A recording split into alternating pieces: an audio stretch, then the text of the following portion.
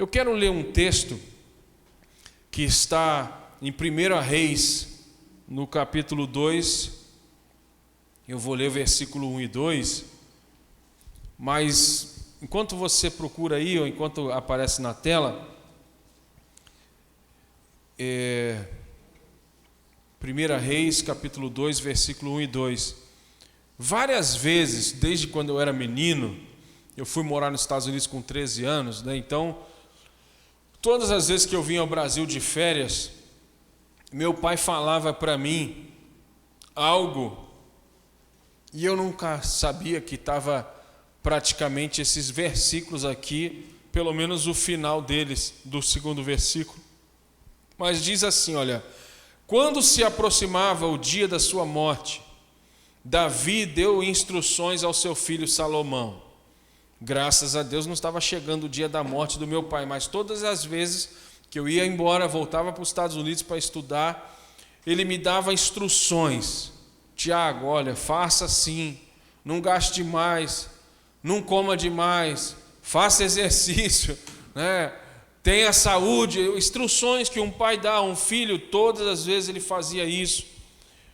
E aí, estou para seguir o caminho de toda a terra. Mas uma coisa que todas as vezes meu pai falava para mim: seja forte e seja homem.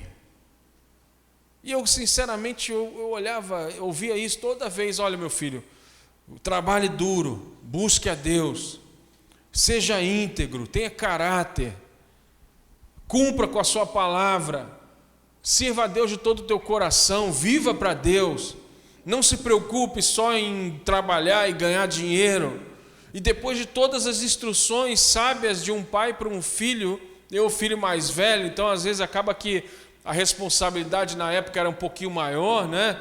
E ele falava no final: olha, mas acima de tudo, seja homem, seja corajoso, e se der errado, você tem um lar para voltar. Graças a Deus nunca deu errado, mas todas as vezes que eu ouvia ou vivia um problema, parecia que a voz do meu pai estava no meu ouvido: seja homem, seja forte, seja homem. E aí esse texto queima no meu coração. Eu estava pensando ontem um pouco sobre isso, e obviamente, meu irmão, tem tanta coisa na Bíblia que a gente poderia falar aqui numa reunião de homens. Eu tenho tido o privilégio e a oportunidade de pregar sempre nesse tipo de eventos, lidero lá o que a gente chama de Empower Empresarial, né, que é a nossa reunião de empresários lá da igreja, que na verdade hoje é feito num auditório secular. Então lá tinham 11 igrejas da última vez, né, simplesmente homens de negócio que se reúnem para ouvir uma palestra, para orar juntos, para sonhar juntos. Então eu estou sempre nesse meio de homens. Às vezes eu converso com homens, eu falo com homens nos bastidores, às vezes eles me procuram. Por exemplo, agora recentemente um grande empresário me procurou e ele falou: olha, eu estou na igreja, eu aceitei a Jesus, eu me batizei, a minha família foi transformada, meu filho largou as drogas. E o cara contou, meu irmão, um monte de testemunhos maravilhosos. Mas ele falou assim: eu não consigo adorar a Deus com as minhas finanças. E eu falei: por que não? Eu quero entender, até para aprender, né, com alguém que talvez está chegando na igreja. Ele falou: ô Tiago, eu ganho muito dinheiro, eu sou rico, eu ganho bastante dinheiro. Eu achei estranho, porque ninguém nunca tinha me falado assim: eu sou rico. E foram exatamente as palavras que ele usou. E eu, meu irmão, eu senti uma responsabilidade muito grande, não só de ensinar ele ou explicar para ele o que a Bíblia diz, mas eu falei para ele: o que é riqueza para você? O que você é rico de quê? Dinheiro? Eu lembro uma vez eu fui pregar em Brasília, tinha um outdoor gigante, né? Tem gente que é tão pobre que só tem dinheiro. E quando eu li aquela frase, até quase que demorei a entender, e eu falei para ele isso: não, mas eu estou falando de dinheiro, eu tenho dinheiro pra caramba. E se eu tivesse que dar na igreja o meu dízimo, por exemplo, eu teria que dar 150 mil reais. E é muito dinheiro, eu nunca vou fazer isso. Eu falei: mas você sabe, você tem auxiliar doméstica na tua casa? Tenho sim, eu pago bem. O cara, tudo ele falava que ele fazia bem, com força, né? Eu pago 3 mil reais a ela. Eu falei, ela é da igreja? Sim, ela que me levou para a igreja. Será que ela adora a Deus com as suas finanças? Ele, com certeza. Eu falei, então ela dá 300, correto? Ele, sim, então eu vou dar 150 mil. Eu falei, meu irmão, Deus é tão justo e tão perfeito que Ele estipulou um percentual, não um valor. E aí eu fui tentando, né, conversar com ele. Eu falei, a gente tem que ser homem, cara, vale a pena, faz um teste. A Bíblia manda a gente fazer prova dele, parece uma loucura. Mas ele, como assim? Abre a Bíblia aí. Eu peguei o meu celular e eu li Malaquias 3:10, né, para ele. Trazei todos os dízimos da casa do tesouro e tal. E quando eu estava tentando explicar, como eu estava indo devagarinho, quando eu falei dízimo, eu falei, você já entendeu aqui, mesmo sem não querer dar, que é 10%, correto? Ele, sim. Então Deus estipulou uma medida no dar, ok? Ele, sim, já entendi então que é justo, é para todo mundo, ok.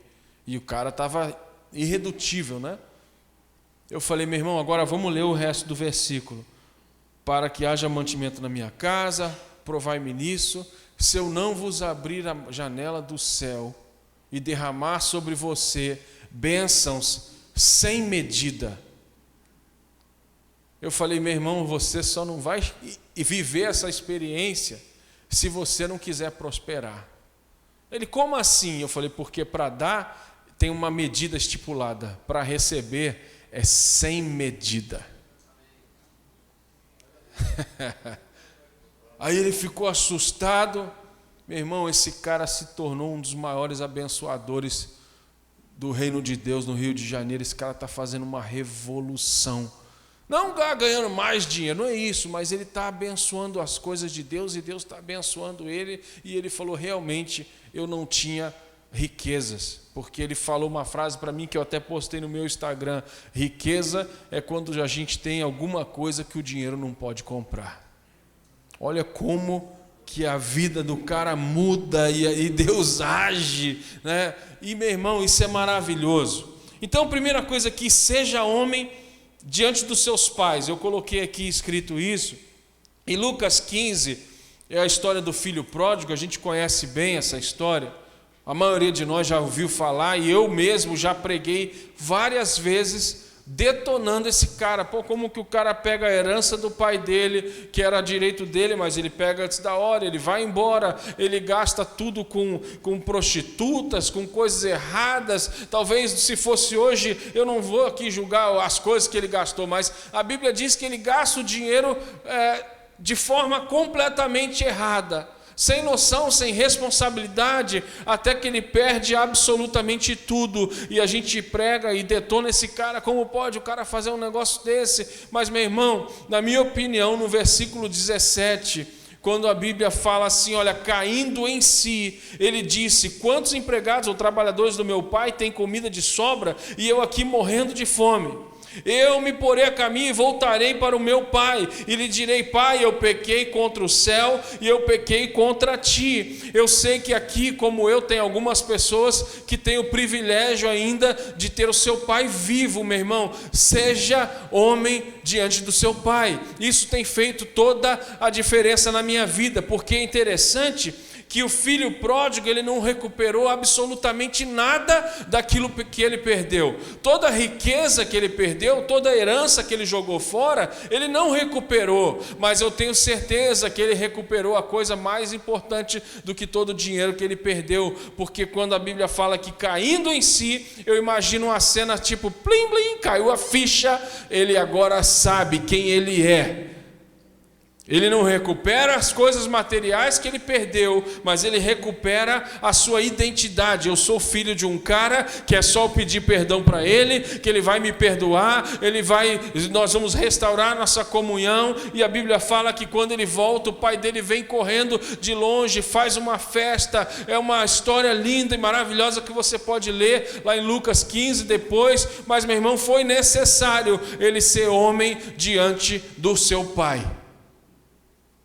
E eu tenho visto muitos homens que falam para mim: cara, eu não consigo orar. Por quê? Porque toda vez que fala pai, o meu coração dói, o meu coração fecha, eu não consigo falar, Pai nosso que estás no céu, santificado seja o teu nome, porque quando eu falo Pai, eu lembro de um cara que bateu na minha mãe, que abusou das minhas irmãs, histórias pesadas, meu irmão, mas nós precisamos serem homens ao ponto de chegar e falar, Pai, olha só, eu sei que a gente não se fala há 20 anos, mas eu sou um homem de Deus, Deus transformou a minha vida e eu vou te pedir perdão. E mesmo que seja pedir perdão por algo que você não fez, porque esse é o nosso papel, meu irmão.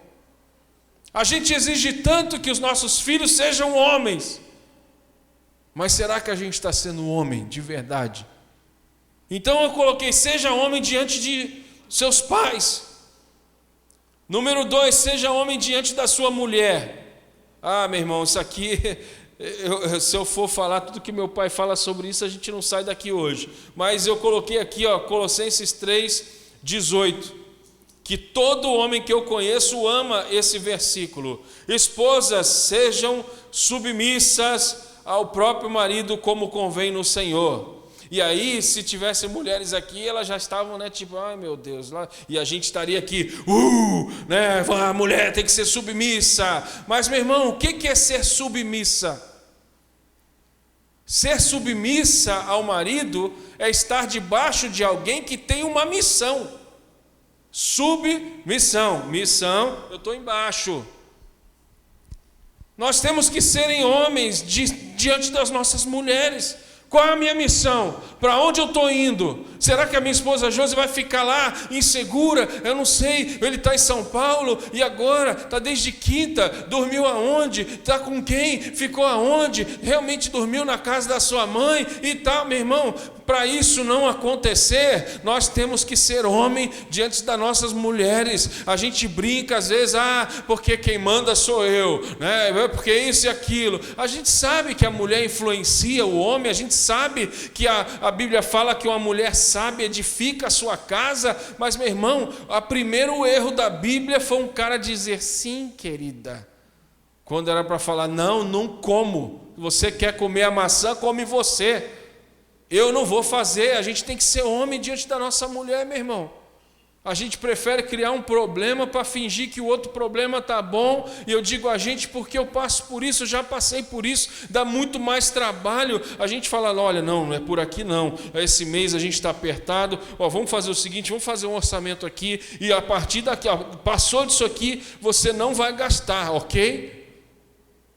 E eu tenho certeza que ela vai economizar mais do que você para ficar apertada e para poder sair da confusão que a gente às vezes se meteu, meu irmão. Mas a gente tem que ser homem. Levar para a nossa mulher a solução do problema, não o problema. Nós que lideramos pessoas ou que lideramos uma empresa, nós queremos funcionários, nós queremos liderados que traz para nós a solução, não o problema. Agora, por que às vezes a gente como homem leva para nossa mulher o problema em vez da solução? Porque a mulher é muito emocional, a mulher chora, a mulher fica triste. O homem, meu irmão, o homem é racional, é direto, tem que resolver. E eu lembro, uma vez eu estava falando sobre isso em Brasília, e eu falei, homem, não conte problema para sua mulher que você tem que resolver primeiro. Não estou falando de esconder coisas da sua mulher, fazer besteira, né, e escondido. Não, estou em dívida, então vou pegar um empréstimo para pagar essa dívida, então vou fazer outra dívida para pagar essa dívida, e quando a mulher descobre, ela fica doida e dá um problema. Não é isso que eu estou falando, mas existem coisas que nós somos homens e temos que resolver e levar para ela a solução. E aí um cara no meio do auditório falou assim, pastor, legal isso aí, mas aonde está isso na Bíblia? Meu irmão, quando o cara falou isso, eu confesso que eu gelei. Minha perna tremeu, eu falei, Jesus, tinha uns 1000 homens, e o cara lá no meio fez um barulho lá, e onde está isso na Bíblia? Só que o Espírito Santo é tão maravilhoso. E eu falei um negócio com coragem e ousadia, torcendo para estar certo, né? Falei, se não foi Deus que me revelou, eu vou passar vergonha aqui agora. Jesus, me ajuda. Onde está isso na Bíblia? Eu falei, abra a sua Bíblia aí, então. E aí eu gelei agora, o que eu falo? Mas abra a sua Bíblia então aí e mostra para mim, quando que Abraão disse para Sara que Deus pediu Isaac? Porque a mulher, por mais mulher de Deus que ela seja, por mais mulher de Deus que ela seja, o seu emocional tem o poder de nos atrapalhar e nos tirar de fazer a vontade de Deus. Abraão não conta para Sara que Deus pediu seu filho, seu único filho, aquele que eles sonhavam tanto, até porque antes dela engravidar, ela já ria da cara dele. Imagina se ele fala, agora Deus pediu o filho. Não estou dizendo que Sara não é uma mulher de Deus, mas, meu irmão, a gente tem que levar muitas vezes para a nossa mulher a solução. Nós precisamos falar a verdade. Eu estava viajando agora, vim para cá, a Josi estava em casa, minha sogra foi para lá, graças a Deus ela só foi para lá depois que eu saí, né? Brincadeira. E a Josi me ligou, Tiago, eu sei que você está ocupado aí, eu sei que, né, você está com a cabeça nos eventos e tal, mas deu um problema aqui. Eu falei, qual o problema? A gente está sem TV. Mas sem TV? Está chovendo aí? Não. Calma aí, amor. Peguei o aplicativo, olhei.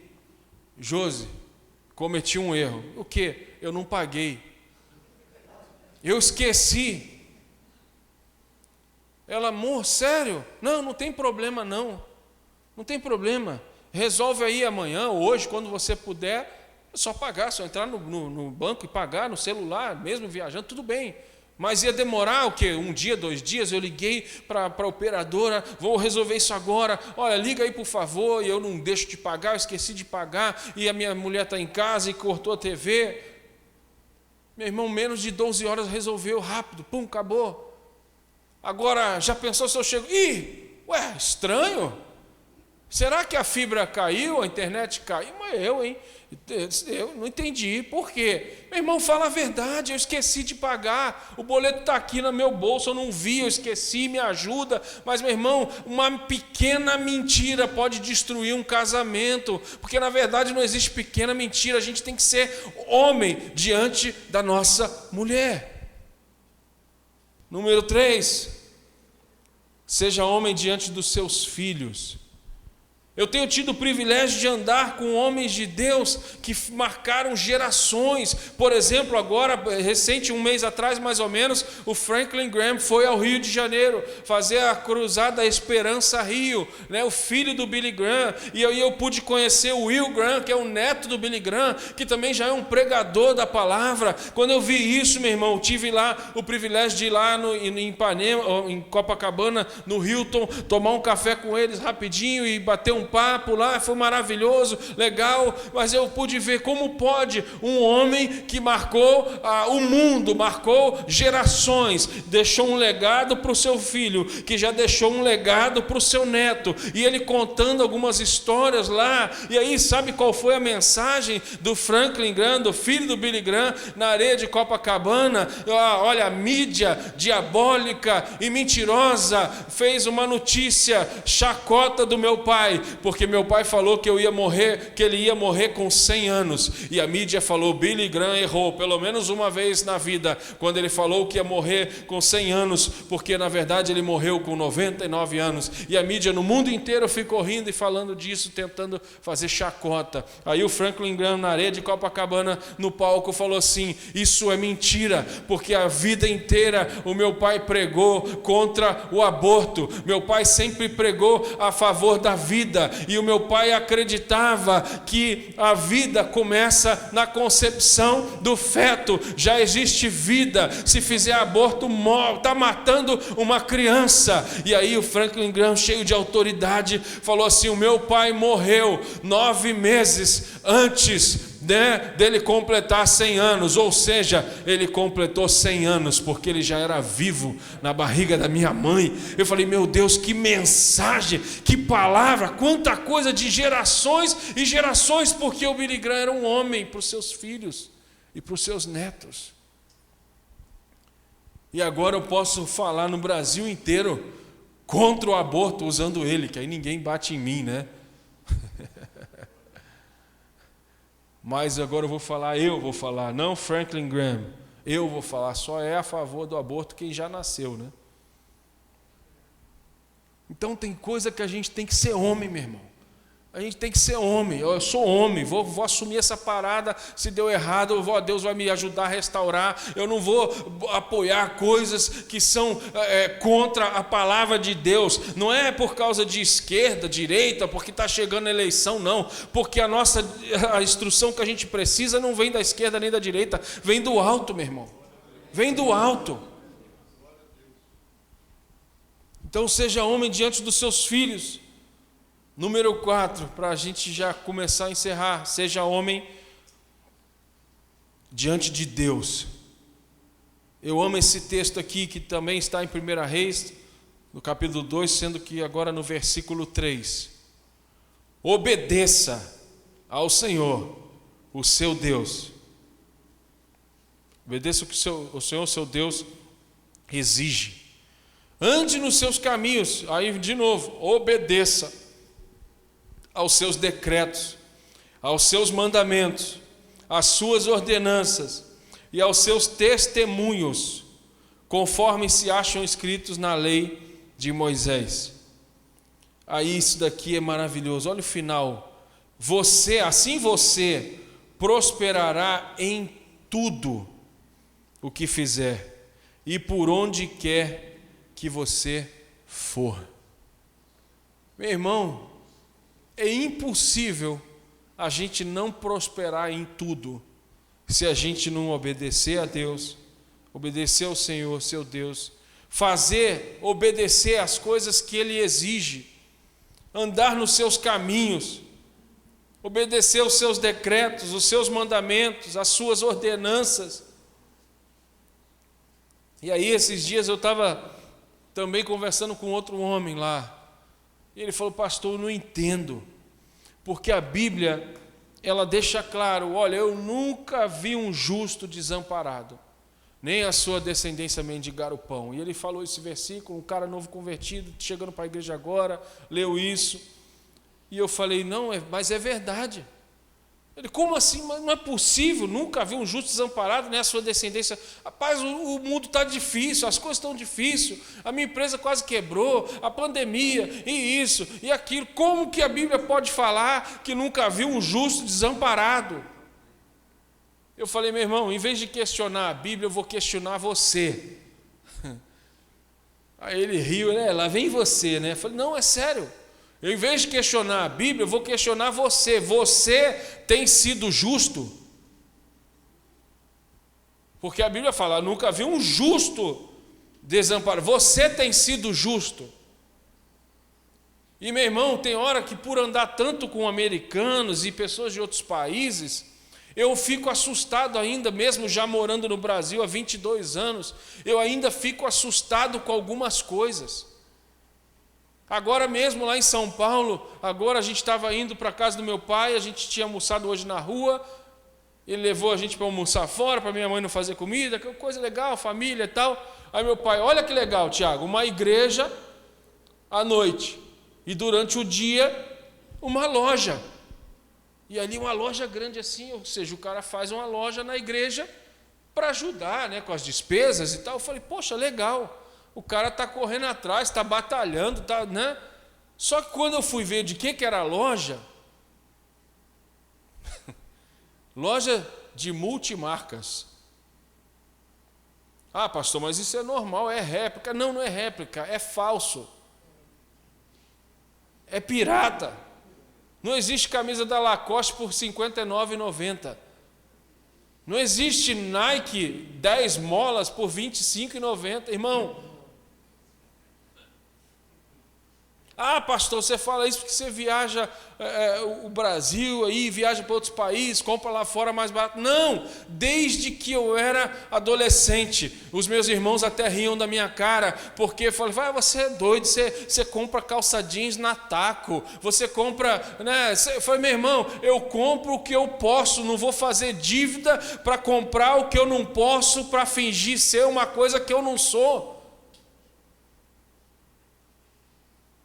Eu preguei em São Paulo esses dias todos, eu vim com essas camisas pretas aqui, que um amigo meu fez e me deu, não dá nem para você ver daí de longe, mas aqui tem uma logomarca com verniz localizado só. que é o nome da empresa que eu estou montando lá no Rio, né? E aí ninguém vê, aqui, está aqui uma camisa que o cara faz, a costureira me deu 30 camisas de presente, eu falei, glória a Deus, eu vou usar, não tem o jacaré, mas é original, irmão.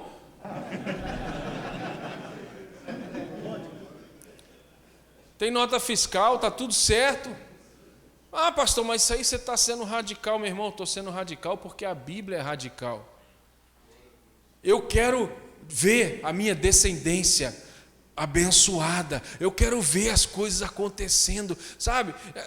Eu sei lá, meu irmão, tem coisa que a gente começa a ver. Meu pai falou para mim, meu filho, eu não preciso de mais nada. É difícil dar um presente para ele agora no Dia dos Pais, meu irmão. Eu não sei o que comprar para ele, eu não sei o que dar para ele, eu não sei o que mandar entregar para ele.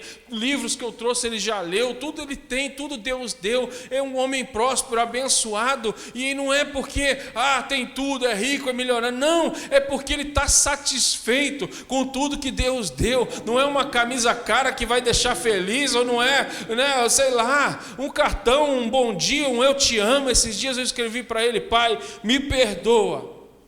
Aí ele falou, perdoar por quê?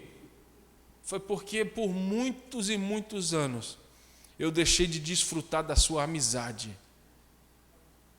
Meu pai é um homem de Deus, a gente também tenta ser, mas, meu irmão, eu deixei de desfrutar da amizade, da sabedoria, do entendimento, das dicas, né? E agora Deus me dá umas paradas, eu faço questão de pregar, está filmando, glória a Deus, né? Porque daqui a pouco ele vai, pega e melhora, e fala que é dele, e aí vai embora, e glória a Deus por isso. Ele falou para mim hoje, eu estava pregando lá em Sorocaba, na Devec, eu falei, eu vou usar essa parada aí de Malaquias 3:10 lá hoje, que eu falei para ele no almoço. Coisa simples, mas que Deus mostre e Ele use, eu use. Maravilha, o reino de Deus avança e a gente cresce. Mas, meu irmão, para ser próspero, para ser abençoado em todas as áreas, a gente precisa ser homem diante dos nossos pais. Está chegando o Dia dos Pais aí, meu irmão. E eu fico pensando, falei, meu Deus, não perca uma oportunidade de falar, eu te amo, me perdoa, sei lá. Eu fui pregar numa cidade, 2 igrejas enormes, muito grande, as duas. Só que eu não sabia que era pai e filho, os líderes da igreja. E aí eu citei o nome de um, e depois no café com o outro eu citei o nome do outro, e eu não sabia que existia uma briga, não uma briga, mas um negócio meio mal resolvido, sei lá. E eu fiquei pensando, como pode um cara que lidera umas 10 pessoas não falar com o filho, 10 mil pessoas não falar com o filho, e o filho que lidera umas 12 mil pessoas não falar com o pai, na mesma cidade. E eu falei, Espírito Santo, eu não saio daqui enquanto eu não falar alguma coisa, que eu não vou estar em paz. E aí, meu irmão, a gente conversando, e 2 homens de Deus, mas simplesmente perderam contato, cada um cresceu para um lado, que legal, mas eu fiquei incomodado com aquilo, sabe? E às vezes é tipo da coisa que é tão complicada que a gente não tem nem como se meter, ou nem como falar. E aí eu falei, Espírito Santo, vai surgir uma oportunidade. E aí o assunto vem, um deles me deixou no hotel, já era quase 1h da manhã. Eu falei, cara, eu não posso embarcar amanhã para voltar para o Rio sem te falar uma coisa. Ele, o quê? Você precisa passar o Natal na casa do seu pai. E eu achei que ele ia falar, não dá, por causa da igreja, ano novo, culto da virada, sei lá. Não, você precisa. E o cara começou a chorar. Falei, Tiago, obrigado. Tem 12 anos que eu não faço isso. 12 anos que eu não faço isso. E a gente às vezes não entende, sabe? Não, tudo bem, mas eu casei. Não, é verdade, meu irmão. Eu não tive o privilégio de passar com meus pais o ano passado, ano novo, Natal. Às vezes eles vão para fora, onde meus irmãos moram, um mora nos Estados Unidos, outro na Inglaterra, enfim. Mas não é porque tem alguma coisa mal resolvida, sabe? Não é porque a minha esposa não fala com a minha mãe, ou sei lá o quê. A gente precisa ser homem Homem de Deus, ao ponto de falar: Deus, me dá uma estratégia, uma ideia. Eu preciso ser homem diante da minha família, eu preciso ser homem diante dos meus filhos, eu preciso ser homem diante de Deus, eu preciso mostrar para minha esposa uma missão, porque uma mulher segura, ela vai ser submissa automaticamente. Deus me revela uma estratégia para resolver esse problema, eu não posso levar problema para ela, eu preciso, Senhor, da tua ajuda. Meu irmão, eu não estou aqui pregando, falando isso tudo porque eu sou perfeito, não. Tem hora que a gente tem que ter paciência, é normal. Imagina, minha esposa está lá esses dias todos no Rio, aqui é legal, eu preguei aqui, preguei ali, eu falei com meu pai, hoje eu não consegui gastar R$1 ainda, porque todo mundo quer honrar, e vai aqui, come ali, não pastor, deixa que eu vou pagar, e vai aqui, vai ali, não, deixa que eu te levo, é legal, a gente é honrado, a gente é usado por Deus, Deus nos usa, mas e a minha mulher que está lá? Eu fico preocupado, amor, você comeu? Eu ligo, e aí, como que está aí? Comeu? Não, não comi não, não quis fazer só para mim, não, amor, pelo amor de Deus, faz isso não, e tal. Meu irmão, mas a maioria das vezes, se a gente não tomar cuidado, a gente come na rua, em restaurante maravilhoso, a gente vai numa reunião da empresa, paga para os outros, pessoas que querem roubar o nosso lugar, que querem puxar o nosso tapete, e a gente paga o deles. E às vezes a coitada da mulher que está a semana inteira em casa, eu sei que eu vou chegar cansado amanhã de manhã, vou já direto 9 horas da manhã para um conselho de pastores, depois na quarta tem de novo outro conselho de pastores, à noite eu prego na igreja do pastor Cláudio Duarte. A semana ficou tensa, meu irmão, mas eu já falei para minha galera, olha, sexta, sábado, domingo, eu vou sumir, domingo, segunda e terça com a minha esposa, porque senão não tem casamento que aguente, não tem família que aguente, meu irmão. Mesmo sendo usado por Deus, a gente pode deixar de ser usado por Deus para a nossa família, e acaba perdendo aquilo que tem de mais precioso. E eu me preocupo, e eu encerro aqui, porque na nossa igreja, nossa equipe é sempre assim. Tem uns caras que vivem na igreja, literalmente, dia e noite. Vai para casa, não pastor, tá tudo, eu quero dormir aqui. Eu falo, aqui que tá, né? Uma coisa, eu nem sei quem é o Carlão, mas eu já sei que o cara convida todo mundo para a igreja. Legal. Mas, Carlão, pô, você está 10 dias aqui na igreja, não foi para cá, você está orando. Vai, o que está acontecendo? Né? Então, meu irmão, a nossa família é prioridade para nós, é o maior presente que Deus nos deu. E eu sinto muito a vontade de falar isso aqui. Não estou falando, para de cuidar das coisas de Deus para cuidar da sua família. Não. Eu estou falando isso com muita tranquilidade no meu coração. Porque eu sei que um dos sucessos dessa igreja há tantos anos é o equilíbrio. Quando eu estava ali sentado, vendo o pastor Natalino falar aqui, o Espírito Santo falou para mim, um homem equilibrado nas suas finanças, um homem equilibrado em suas palavras, um homem equilibrado com o seu jeito. Quem vê ele só abraçando todo mundo, dando um beijinho em todo mundo, mas não é só isso. Eu tenho certeza que tem hora que ele tem que chegar firme, porque senão não tinha tanto homem aqui, não tinha essa igreja maravilhosa aqui. Mas um equilíbrio, coerência, sabedoria, hombridade, meu irmão. E quando a gente fala, seja homem, a gente só acha que, não, mas eu sou homem, pô. Os caras até exageram, né? Não, porque eu isso, eu aqui, não. Ser homem é muito mais do que namorar. Ser homem diante de Deus é o que vai fazer a diferença na nossa vida e vai dar para nós gerações, como Billy Graham, como meus pais, como minha família. Eu tenho o prazer de dizer que eu sou a 5ª geração que serve a Jesus na minha família. E minha filha e os netos do meu pai já são a 6ª geração. Porque, meu irmão, dentro da minha casa tem um homem de Deus, diante da família, diante dos filhos e diante das pessoas. Amém? Amém. Glória a Deus. Obrigado, pastor. Deus abençoe vocês.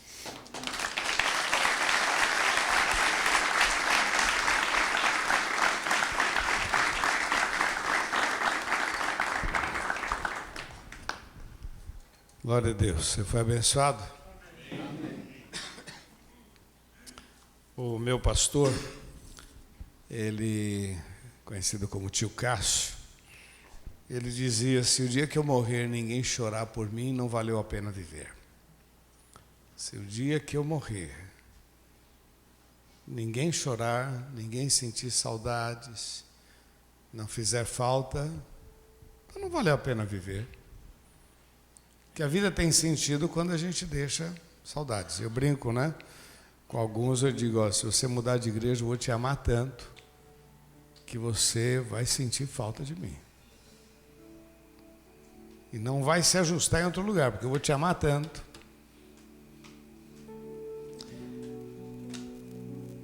Eu acho interessante a nossa responsabilidade. Seja homem. Quer dizer, que marca eu estou deixando na vida da minha esposa?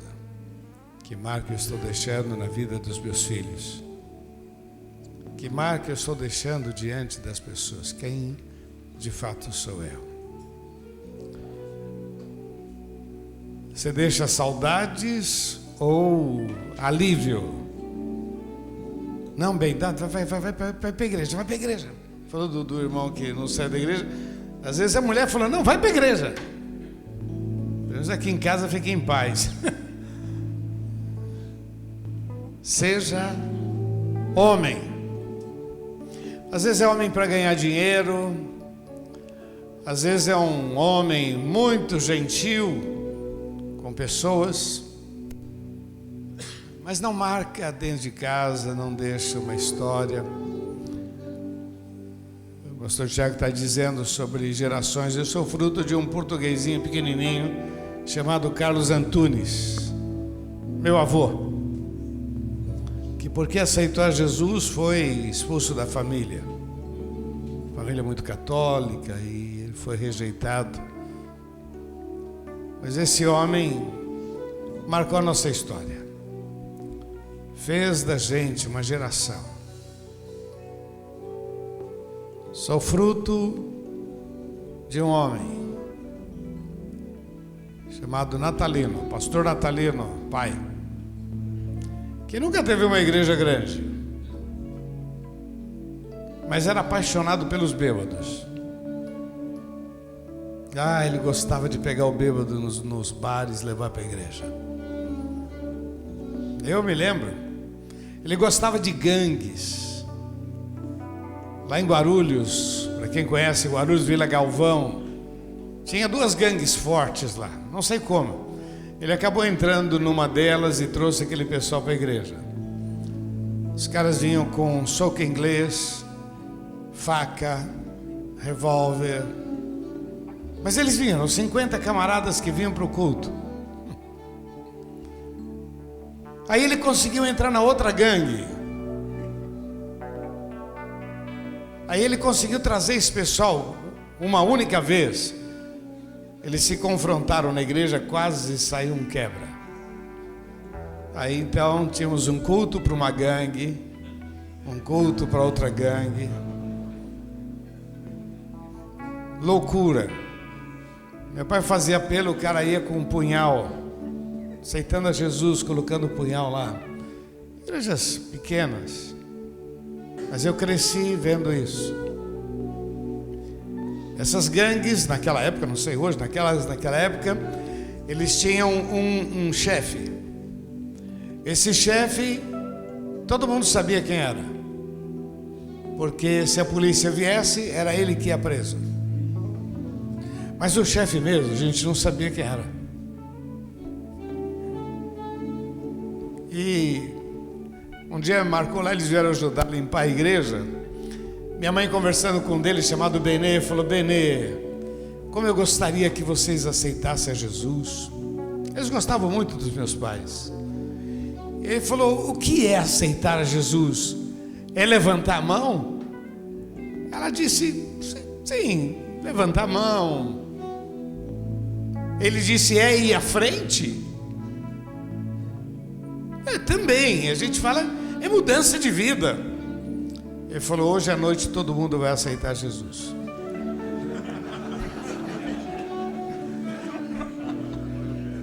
Quando meu pai fez o apelo, ele levantou, olhou para todo mundo, foi todo mundo para frente, todo mundo ajoelhado, Quer dizer, meu irmão, não deixou dinheiro, deixou uma história. Deixou uma história. Tenho orgulho de contar a história do meu avô. Meu avô era tão grosseiro, ele não admitia que uma pessoa não aceitasse a Jesus.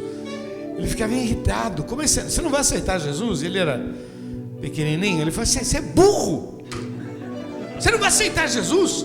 Você merece ir para o inferno mesmo. E eu vi, ele falou: qualquer coisa eu vou apanhar. Mas era apaixonado pelas coisas de Deus. Meu irmão, qual a história que você vai deixar? Qual a história que você está imprimindo? Você é daquele que chega e todo mundo fica feliz? Seja homem. Seja homem. Seja homem, homem de verdade, à luz da palavra de Deus. Pensa. Uma frase que eu acho fantástica. No meu lugar, o que Jesus faria? Pensa, meu irmão, pensa. O que Jesus faria? E aí, meu irmão, às vezes você pode não ser grande, mas você pode marcar uma geração. Ou Deus pode te levantar poderosamente e mudar uma geração. Seja homem de verdade. Seja homem. Por favor, receba essa palavra. Releia o texto. Veja qual é a orientação. Releia, pense. E marque. Seus filhos precisam falar de você com orgulho, com prazer, com alegria. Não é o dinheiro, é a vida. Gostei desse pensamento que o filho pródigo um dia pensou: eu tenho um pai, tenho um lugar para voltar, tenho um pai, eu vou voltar, nem que eu seja empregado na casa dele, mas eu tenho um lugar. Meu irmão, que Deus abençoe muito a sua vida. Você recebe isso? Vamos ficar de pé?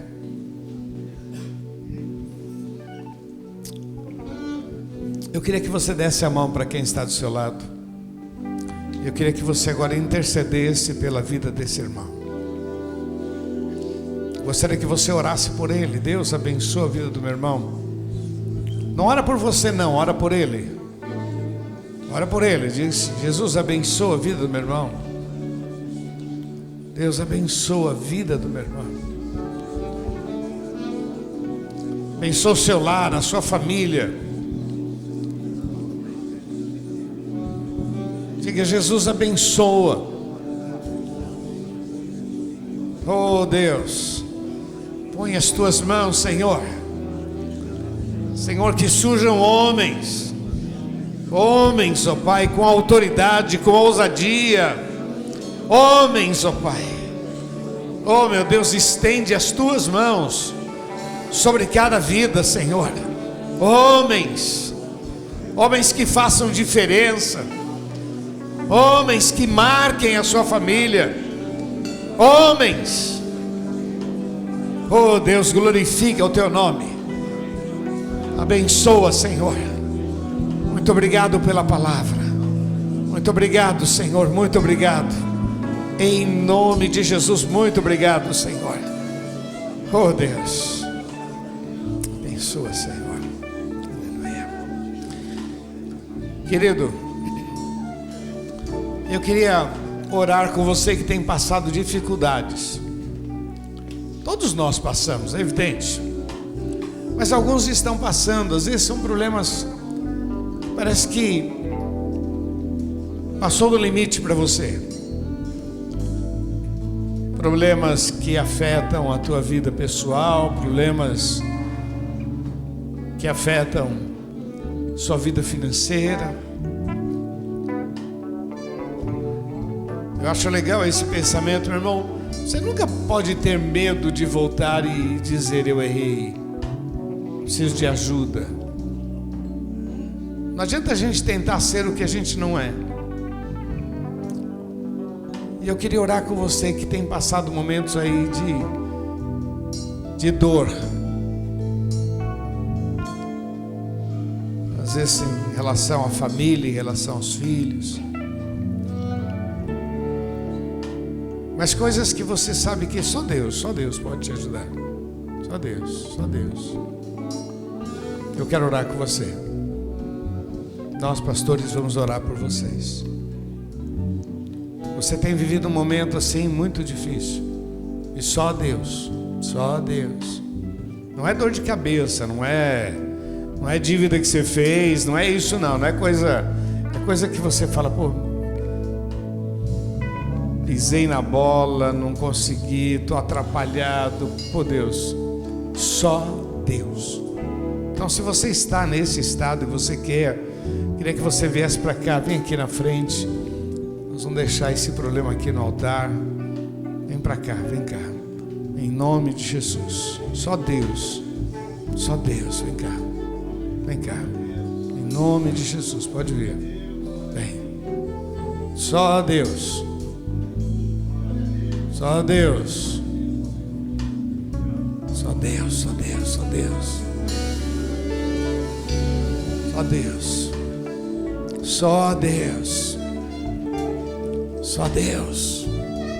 Só Deus. Você quer dizer para Deus: Deus, eu errei.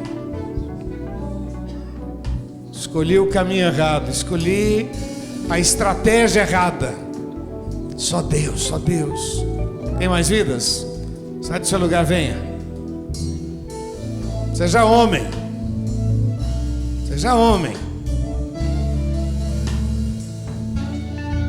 Vamos orar, pastores.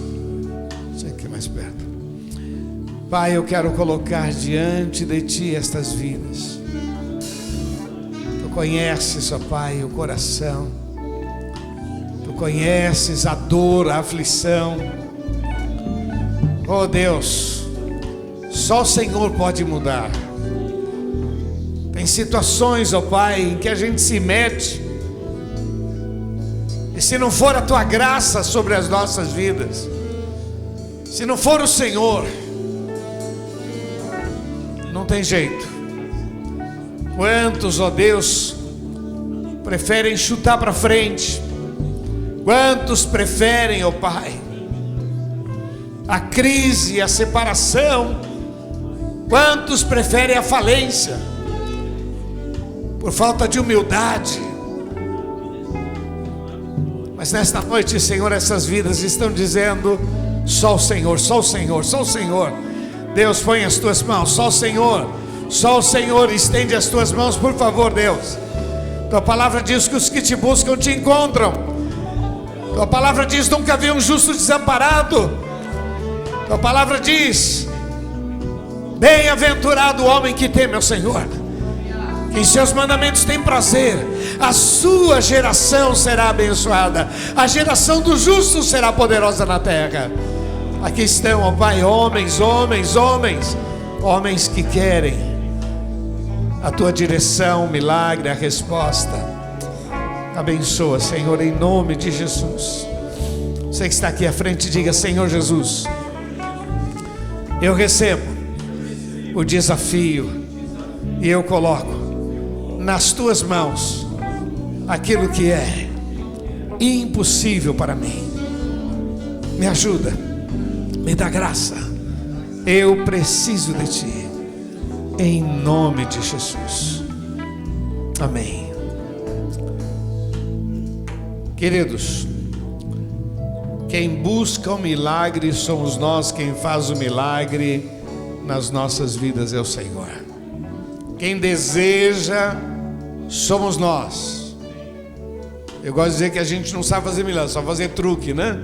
Milagre só Deus. Louvado seja o nome do Senhor. Que Deus abençoe a sua vida.